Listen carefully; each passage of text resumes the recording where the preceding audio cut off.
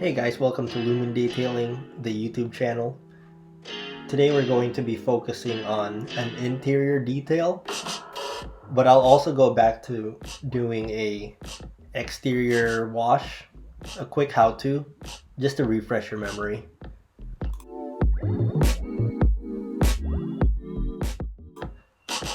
So obviously the seats are pretty stained, and we're going to try and get those out. Another area of concern that the customer mentioned was how dirty these tracks are, because automatic car washes can't really get to that spot, but detailers can, and that's why you want to get your car detailed every so often, just to touch it up and get rid of all this stuff here, because it builds up and it'll be more difficult to remove later on. Especially these stains, the longer you have it on there, the more it seeps through.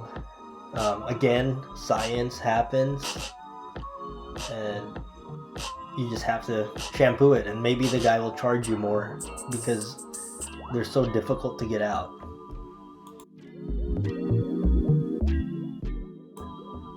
So if you remember from my other videos, I sprayed down the car first just to see the water properties on the car, if it has protection, if it beads up, or if the water just stays flat.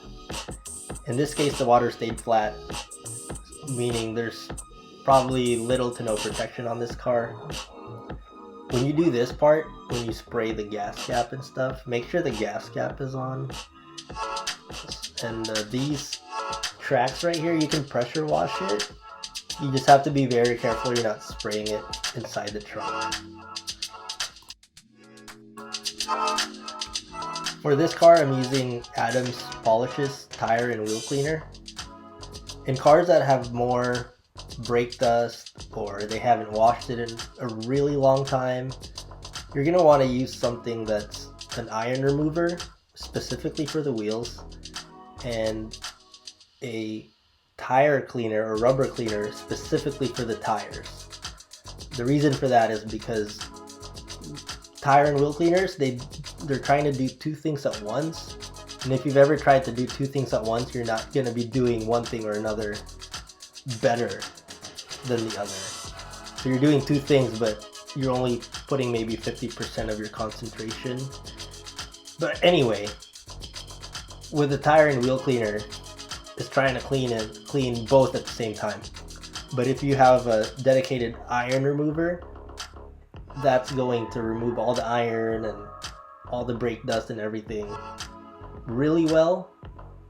And you're going to use a tire and rubber cleaner specifically for the tires, which is going to clean it really well as well.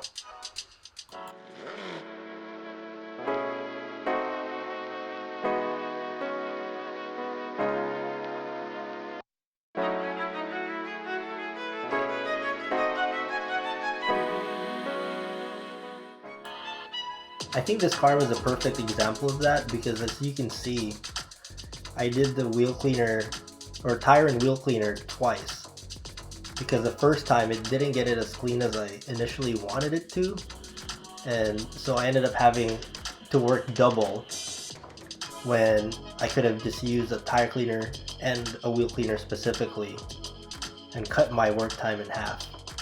So I essentially did that for all the wheels. I'm not showing it on video. As you can tell, it's getting dark, so I had to work quick.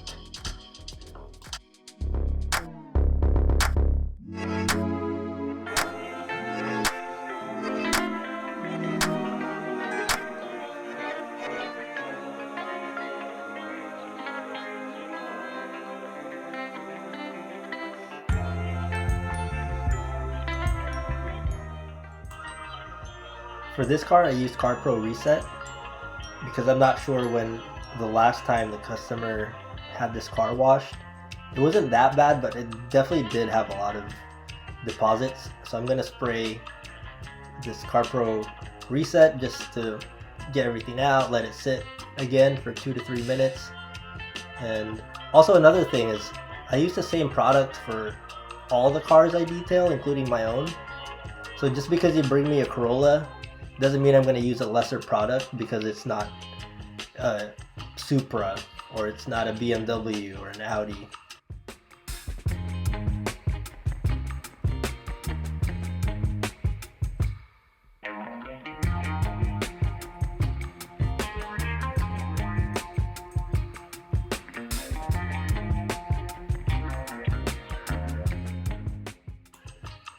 So here I'm doing the contact wash. Again, I'm using a brush to get into the nooks and cranny. I didn't record the rest of the car being contact washed just because it was getting dark. The mosquitoes were coming out. My legs were itching. Even though I was wearing pants, the mosquitoes somehow bit me through my pants.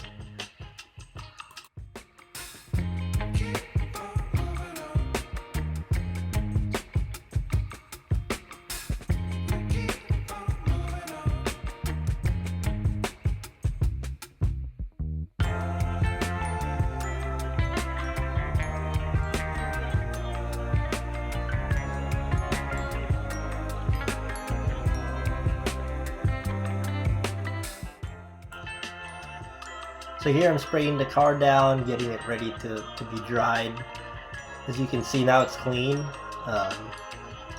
The water still doesn't have any beading capabilities, but I did do a spray wax on this. Again, it's not on camera because it was getting dark, and it's hard to wax a car when you're constantly itching yourself because of mosquitoes.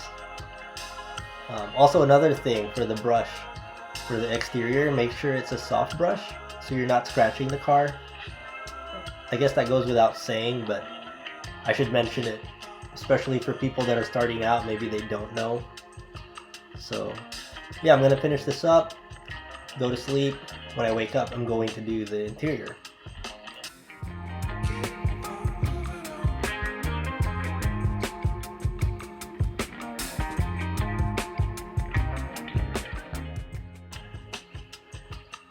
So yeah, now it's the morning time. I just went to bed. My time machine works. I don't know if you watched the last video, but I did have a time machine, and now it's working. So I'm starting with the rubber floor mats, just kind of get all the dirt and debris out, and then do this for all four. Obviously, you don't want to have two really clean ones and then two kind of clean ones.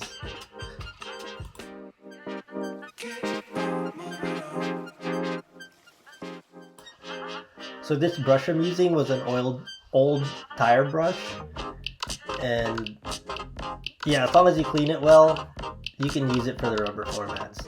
And here, I actually bought a dedicated rubber cleaner, and as you can see, it's working really well. So it sprays on white, and now it's brown, so clearly something's happening with science and biology. And after that, spray it down, let it dry, good to go.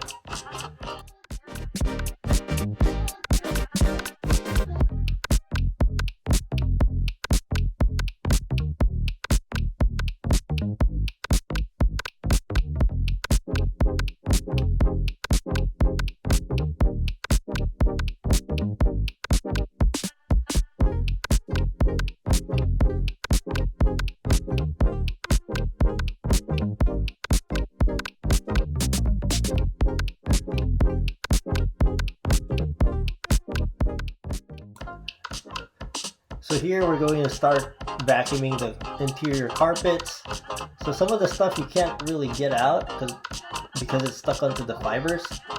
So if you use a drill brush attachment, you can kind of get it out of the fibers, and it's easier to vacuum.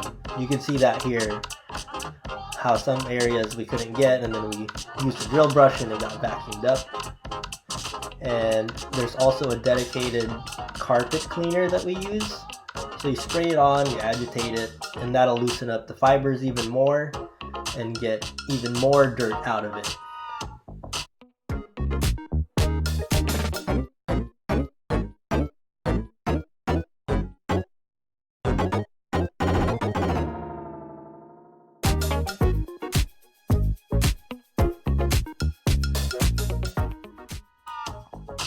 This is a perfect example of just vacuuming without using the drill brush, without using a carpet cleaner, without agitating it.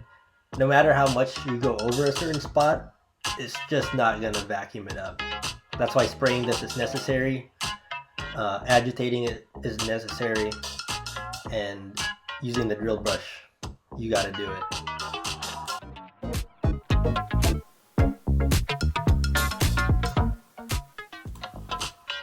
So the next step here, we're using a vacuum attachment which has soft bristles on it.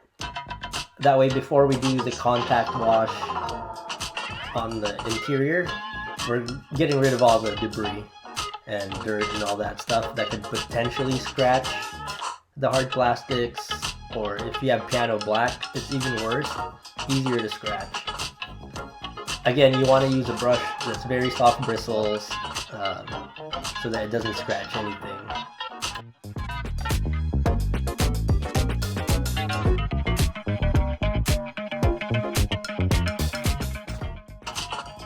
So after using the brush and the CarPro inside to agitate everything, to clean it up, you want to use a microfiber cloth to wipe it down so it doesn't stay soaked in that.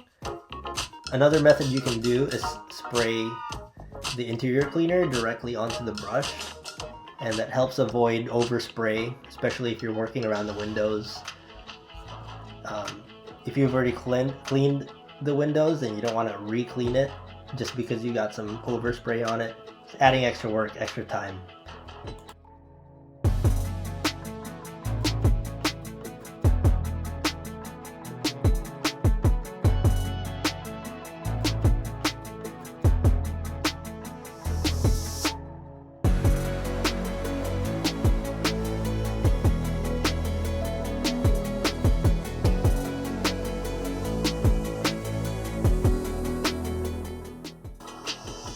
So here we're starting to extract the seats and remove the stains, deep clean it, get all the nasty stuff from underneath, just get it all out. We're using a Bissell stain extractor and it works really well. We just got it from Target. You can buy it from Amazon, Walmart, wherever. And what I do is I fill it up with really hot water and mix it up with some carpet solution or stain remover solution, and yeah, just work away.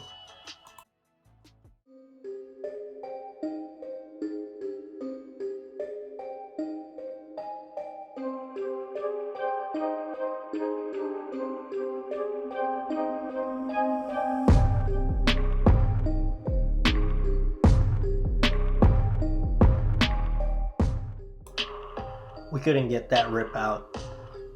I tried to fix it up, but then I realized I'm not a magician, so I just put the rubber floor mat over it. All of the stains are gone. It smells good inside. If only there was a way to capture smell on video, man, I would do that just so you can smell this, because it smells really good.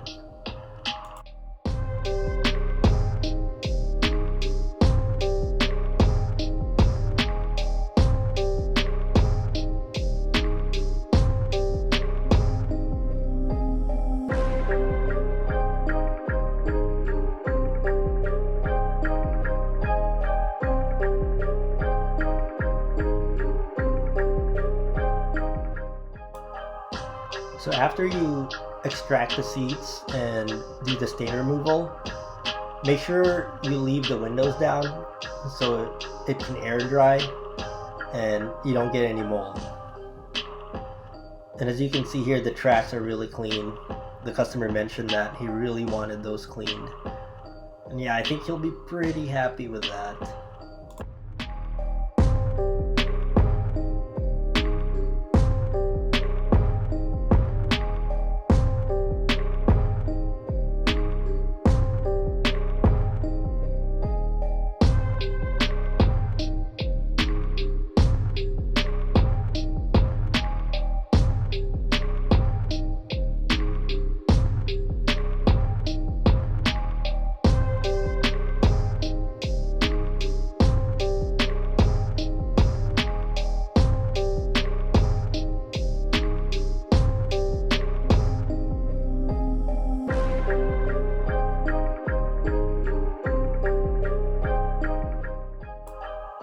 So yeah, thank you guys for watching. I hope you enjoyed it and you learned something. Again, if you have any questions and you need help with anything, just comment down below and I'll try to help you out as much as I could. Oh, yeah, and all this water was from just the 2 front seats.